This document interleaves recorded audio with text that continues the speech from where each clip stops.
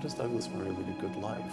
What is the definition? What components of fighting back, of resignation, do right-minded Europeans somehow or other establish some kind of analog to the Benedictine monasteries where they try to keep the culture alive? What will constitute a good life if, as you argue, it all just winds down? My own view is that it should partly be done by living the life that we thought to be a good life until yesterday. We're very unlikely to come up with an entirely new definition or invention. Very unlikely that we're going to invent new gods. Very unlikely we're going to come up with new religions. Very unlikely we're sitting here in Florence. Very unlikely we're going to be able to do anything this good again. So why don't we have the recognition of what a good life was that was very recognizable until yesterday? Now, that can't be done. Roger Scruton and I were talking about this recently. The great conservative philosopher. Yeah, this can't be done by government diktat. It can't be done because the President of the United States or the Prime Minister of Great Britain says that it should be so. There are certain things they could not do that might make it easier, but it just comes from people. It comes from individuals and people leading by example. When I discuss many of the things that came up in The Strange Death of Europe, sometimes people say to me, you seem,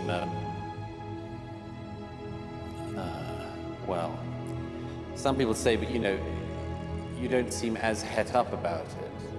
And that must mean that you know it's over, because otherwise you would be more. Yes, there's a difference between fight and resignation. Yes. There's a difference between those two. And you work out, don't you, as an adult, what it's worth wasting yourself on, and what points you should keep making, and when you've made them enough, and when you've hit your head against that wall enough, and you just have to work it out. And I've said everything I can to try to warn my fellow countrymen and Europeans and Americans and others who've taken the book to heart of what I think is happening. But I don't intend, I've done my best shot at it.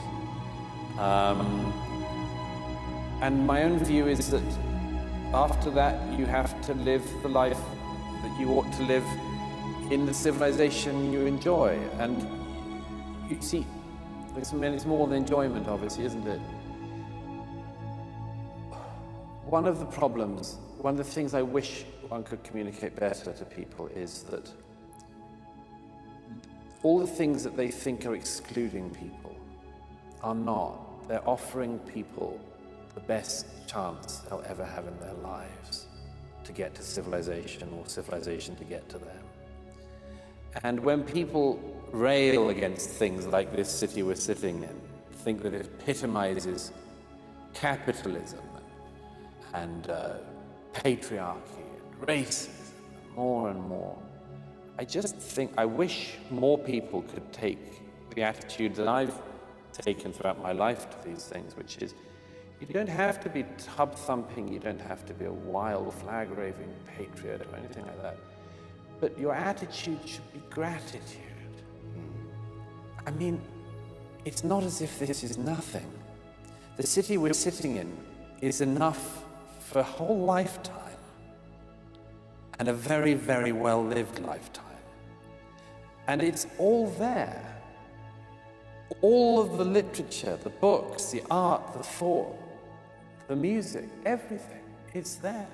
And all you have to do is to reach out and take it and be part of it. And that seems to me, in this culture of hatred and this thing I go into in the madness of crowds, of this just endless zero-sum hatred and bitterness and blame, is just to turn that around and say, how about feeling grateful? Because what we have is a blip in human history to have the right to have. And we would be so damn stupid to give it away for nothing.